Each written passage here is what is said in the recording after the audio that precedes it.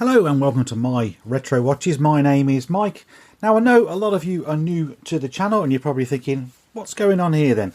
This is going to be a watch review. Now I have got a channel called My Watch Reviews where I do all my reviews, but I thought I'd show this one on this channel because the watch is epic for the money and I want to just sort of show what this brand San Martin can do when they put their mind to it. Now, bear in mind, this is a Chinese brand and people have a preconception of Chinese brands. I'm hoping to open your eyes a little bit here to what these guys have achieved for the money that they are asking for this watch. It is amazing, really, and I don't think anyone else can compete with it. The watch might be subjective in your opinion. It might not be a design that you like, but stick around and watch it because you might at least be able to appreciate the effort that's gone into making this. The model number on this one is the SN0144GX and it gets its inspiration from Jian Zhan, which is one of the 8 famous porcelains of the Song dynasty, a history of about 1,000 years, and it became one of the imperial tea sets to the royal family. And you can see there that the porcelain in the shot is akin to the dial, which I think is great. It's a historical nod to the Chinese great past of porcelain making. The dial has been low temperature enamelled, which gives it that sort of three-dimensional pattern effect, but it's actually completely smooth. Looking at the dial here, I have to say it's very well balanced. I think always when you put the date window down at 6, it just gives you that perfect symmetry and doesn't spoil the look too much. A date is enough. A day date sometimes I think is a bit over the top. The applied indices are really nice on this. I have seen them on another model which I'll show you in a little while. They are filled with lume. It got a basic minute track, but then that's all you need because of that faded blue dial. It's just drawing you into the middle every time you look at it. The handset is quite thin. You've certainly got those thin bits at the centre and then they fatten out where the lume is. A lovely second hand with an arrow heel and a little bit of red flashing as well. They're all highly polished, look like they are well made. My opinion, I think the handset could be slightly different just to give it a bit more depth, but that's my own personal preference. But I think you have to agree that it does look quite pleasant. And protecting the dial and hands is a nice piece of sapphire crystal. It's a flat sapphire crystal. It has got AR coating on it to keep the glare out. And underneath the dial is the movement, which is a Miyota 9015, which is a high beat movement at 28,800 vibrations per hour. Lovely to see that San Martin chose this movement to use finally. They have been addicted to the NH35s and 34s for so long, and the beauty of the Miyota, one is a high beat of course, which is nicer, smoother tick, but it's also thinner, which has made this case a lot thinner as a result. So let's size it up. And the case diameter, as long as you can measure it right, yeah, 39mm, there we go. Thickness is 10.3. That is unbelievably thin for a watch like this. The lug to lug is 50mm. The lug width is going to be 20. I'm not going to take that off, but yes, 10mm thick. That is because of that movement. The movement is a lot thinner, and as a result they can reduce the case size, which makes it fit nicer on the wrist, nice on the cuff. Your shirts go over it, you don't bash it on door handles and all of that nonsense that you get with, you know, 12, 13, 14mm watches even. Equally, the crystal, we can just identify it here as sapphire crystal. There we go, the alarm is going off. So another goodie on the movement. It is hand winding, it is hacking, and obviously you can change the time. Why couldn't you change the time? Silly thing to say. Okay, there we go, that's the sizing. This is what it's going to look like on the wrist. I've got a 7-inch wrist, which is about 18 centimeters, and yes, I am wearing it on the wrong arm. I am left-handed, and as a result I wear my watches on the right arm, which might be a bit confusing for you guys. But you try changing the time when it's on your right arm and the crown is pointing upwards. There you go, that's what it looks like. It looks very nice. And this is what it looks like in the dark, should you want to take it to bed, for instance. There we go, it's got some super luminova. This is a time-lapse over 10 minutes. It's not the brightest of San Martins that I've seen, or watches I've seen, but then I don't think it's supposed to be. It's a lot thinner, the lume that's applied into the indices and the hands. But it does a good job. It burns very brightly and it will last for quite a few hours, actually. So, yeah, not bad. Not the greatest, but not bad. Here's another great feature, the case back. Often these are very plain, certainly on San Martins and other brands that I've reviewed. And here we have the Jian Zhan motif in the middle. It's kind of shot blasted around it, all highly polished on the top. And yeah, really nice feature. Now, before I go to on the bench shot, where I'll hold it in the hand and show you around the watch, I think it's time to tell you how much this is going to cost.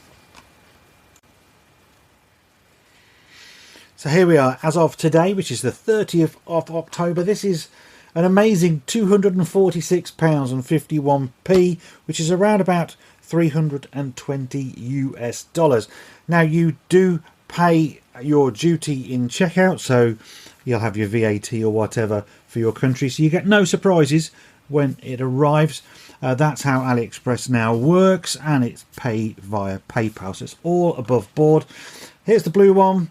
There is a red one here, and there is an orange one. The orange one's far better than that photo would suggest. Now, that is a fantastic price for what you get. Honestly, I've reviewed a lot of watches, and they've never been this good at that price. Trust me. Yes, there are some critiques, which we'll get on to. But there you go. If you want to check this out, I'll make the opportunity to say it now. There is a link in the description below. Should you go and make any purchase from that link, I do make a commission. It's still going to cost you the same amount of money, but it's kind of like a finder's fee, just so as we're clear. Right, let's go to the bench where we're going to get into microscopic detail. Okay, so you've seen all the nice outdoorsy shots, so let's get the watch in our hand and have a better look around it and discuss some of the things. So let's just zoom in a little bit closer to start with. So keep talking about the quality of the finishing, and it is quite sublime, to be quite honest with you. When you look at this bracelet here, look, the polishing on the accents against the brushing is lovely. Granted, it's probably not to everybody's cup of tea, but 10 out of 10 for effort. It's almost like a showpiece watch. You know, this is what, look at what we can do if we put our minds to it. You can see here as well, it's a screwed link bracelet. Weirdly, that's as far out as it comes, so you can't lie this. I can't show you. You can't lie it down flat. It sits up high like this because of these male end links, but then that is also part of the design, I guess. Not everybody likes male link links because normally it makes it sit out a bit further on your wrist, but the whole idea behind it was all to do with the articulation of this bracelet, that there aren't any gaps in between that show. So you can see here, if I hold it like this and I try to wobble it, that is nice and tight, and these are moving nice and freely. I have seen people criticize their versions that they've got where the links are still quite tight together, so I've got a better one, I suppose, from that point of view. But I like that idea that you can't see through it, and again, that polishing is superb. Same around the case here. You know, you've got this little polished accent on the bezel there with the brushed finish. Flat crystal on the top, your signed logo. I know not everybody's into the signed logo. It is a screw down crown, so it is giving you the what are they after, 100 meters, or is it 2? My eyes are that bad nowadays. 100 meters of water resistance is what they're offering, but this is a kind of sports watch that, or an everyday watch, isn't it? It's not something I'd choose to swim with, but I mean, obviously if you hit the shower with it or something, you'd be okay. When you're looking at the handset and the indices, these are absolutely lovely and well made. finished, very nice, but it's something we've seen before. If I bring in this San Martin that I reviewed a while back on the channel, I really do like this one as well because of the textured sand dune dial, as they called it. You can see there, look, the handset is pretty much exactly the same, and the indices are the same, and you know, that's no wrong with that. You know, you can use the same ones, you shouldn't have to come up with something different. I think the indices work quite well. I do wonder about a different set of hands on this watch, whether that would make any difference. Like, I wouldn't say sword hands necessarily, but just something a bit thicker or a bit pointier, maybe, just to give it a bit of contrast rather than reusing something. This clearly will be a big seller because of the dial and the aesthetics of it in general. So why not make it stand out just that little bit more? If we go down to the clasp, so I've still got the plastic on here. So what San Martin have been good at is these on-the-fly adjustable clasps, and this is a new version. So if I bring this one in, this is an older version, and you can see the things that they've done. So for a start, they've put this ridge down the middle, but they've now made the badge there sort of, it's actually sitting slightly under, whereas the old badge, as you can see, is raised, and as a result of that, that would get scratched more than anything else because it's the bit that's sticking out. The actual length of the shell, well, you could argue that it's about the same without trying to measure them too much. On the old type, you would undo it and you'd have to go into here where it says push, and I can't remember how to do it now. So you push it, there you go, so it goes in and it goes out. So you've got quite a lot of extension or reduction. The new one, they've changed, and they've changed it to basically you pull it out like this and you move it. So you've actually got much more room for adjustment. There's plenty of positions, and in theory it can be done quickly and very effectively. But what I have found, and it's going to be, I think, my only gripe that I can actually find with this watch, is that when I'm putting it on, so if I set this, for instance, to, there's a little, we can't see here because of my light, unfortunately, there's a little ridge that it runs along in the tray there.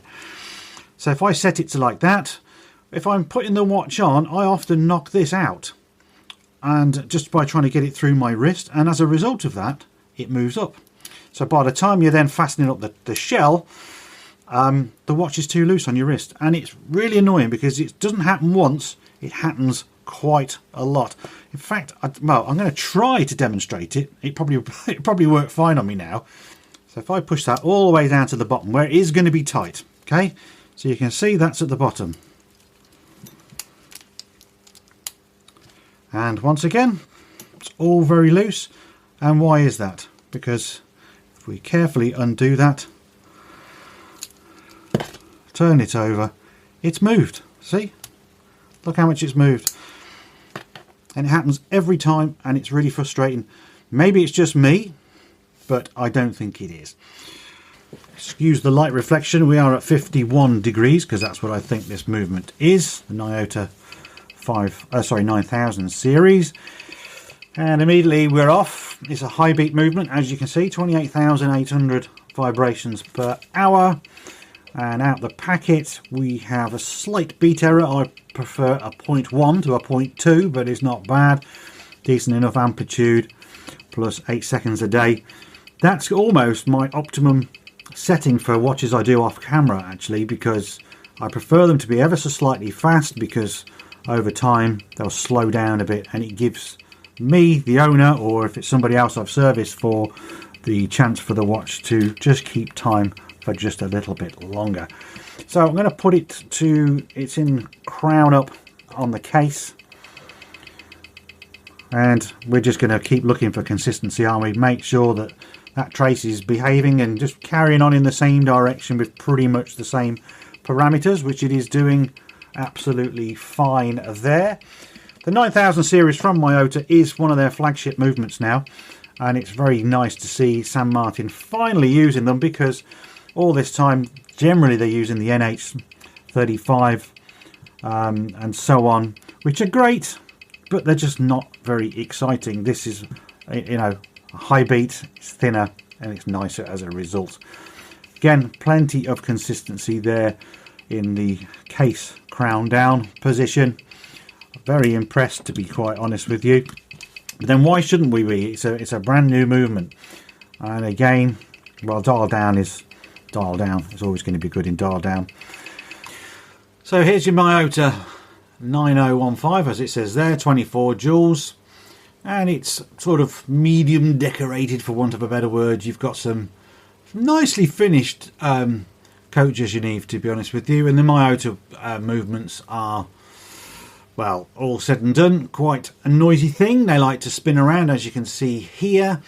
And they only wind one way, and you can tell that from these two little reverser wheels. I can't get them in shot now over here.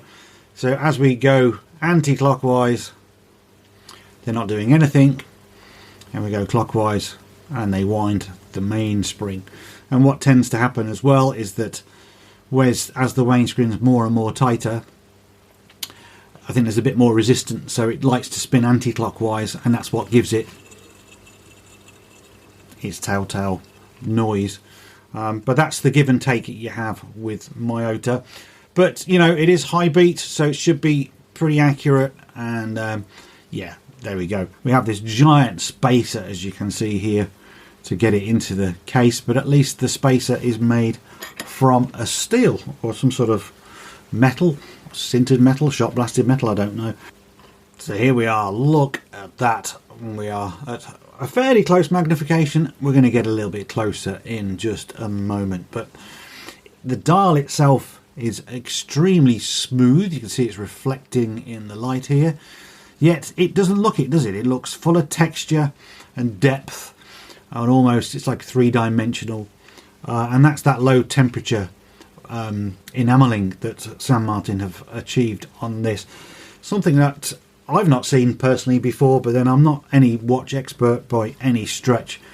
But I do think it gives it this beautiful, beautiful finish and look to the watch. Okay, so how about this for macro? And I could actually go closer still, believe it or not. But excuse the fact that it's wobbling around. It's still on the rotor, and we know what that rotor's like. It's very, very slippery bearings. That's all I'm going to say. I would imagine that every dial on one of these is like a fingerprint, isn't it? When you look at all the detail on it, everyone is going to be pretty unique. I mean, correct me if I'm wrong, but I can't see how you could replicate that sort of detail to the accuracy on every single one. But it does, doesn't it? It does look like that is rough and three-dimensional and everything else, and then, you know, you bring it back to reality and it's just absolutely smooth. Again, if we look at those indices, they are all neatly polished. The loom in them is absolutely spot on. Look, I can't see any issues with that. The minute track as well, printed very well. You know, San Martin, I've been reviewing San Martins for a little while now. There looks like there's a little mark. I think that's a hair, isn't it? It's probably blown in. Eehee. There is a fibre of some sort. You can see it there blowing. I'll have to get rid of that. That's probably from me. But yeah, San Martin, I've been reviewing them for years. There's some old reviews on this channel, probably a couple of years old now. And they've come a long way. You know, they've been making all of these homage watches, so to speak, which some people frown on, some people don't. I don't mind them that much. But then they come out with stuff like this, which is their own design. And you've got to hand it to them, you know. They are taking on a market that, or a gap in the market that people like Seiko have left behind. The $300 mark is where it's at. And if you then compared this very watch to a £300 Seiko and you add them in your hands together, you would say that this is the better watch every time. It's just the association, perhaps, with China that some people frown upon. They don't want to buy Chinese products for whatever political or personal reasons. And I'm not here to objectify any of that. China is a reality, and San Martin are just a watch brand. That's the way I look at it. and look at what they're making for the money. It is absolutely fantastic. So to conclude, I think it is a nice watch. I've said that all the way along, and I'm trying to be biased, but I can't, because it is all about that dial. It is pretty much an exhibition watch in the sense of, this is what we could do, guys, if we put our minds to it, and it has to be applauded. I love this bracelet. I like the tightness of it, the brushing, the polished accents, the fact that you can't see through it, which is what the whole point of it was. Lovely, lovely thing. Of course, that is subjective. Not everybody is going to like that. Not everyone's going to like the end links or the hands. You know, taste is a wonderful thing, isn't it? Because everybody has different opinions. St. Martin only sell on AliExpress, and AliExpress have got a sale coming up on the November the 11th. And as a result, this might well be discounted even further. And if it is an absolute blinder. I can only see them using this watch and making different versions of it by either putting it in a different case, changing different colours of the dial perhaps. I don't know. I certainly think they're going to sell a lot of these. Yeah, the only downside is that clasp, isn't it, really? That's all. Well, it's still a very big one for me. I really can't get on with the fact that I've got to mess about with it to get it on the wrist, but there we go. Right, I think I've talked myself to death in this review, and it's rare for me to put one on the main channel, but there we go. Hopefully you enjoyed it. All I wanted to do was show you the sort of things that are coming out of a brand like this from China. And I'm not trying to change anybody's opinion, because your opinion is your opinion, but I'm just trying to open your eyes a little bit. And it was worth that moment in time, I think, because you cannot deny the quality that's gone into this. Or perhaps it is more the point that the other sort of mid-tier, not even mid-tier, you know, low-tier Seikos, Citizens, those type of brands, perhaps they've just took their foot off the accelerator and got complacent and have lowered their quality and allowed people like this to come up with better stuff. Right, if you enjoyed the video, give it a like, comment below. I read every one, try to reply to as many as I can. If you enjoyed it and you want to see more, then of course subscribe, but perhaps subscribe to the review channel if you're into the watch reviews.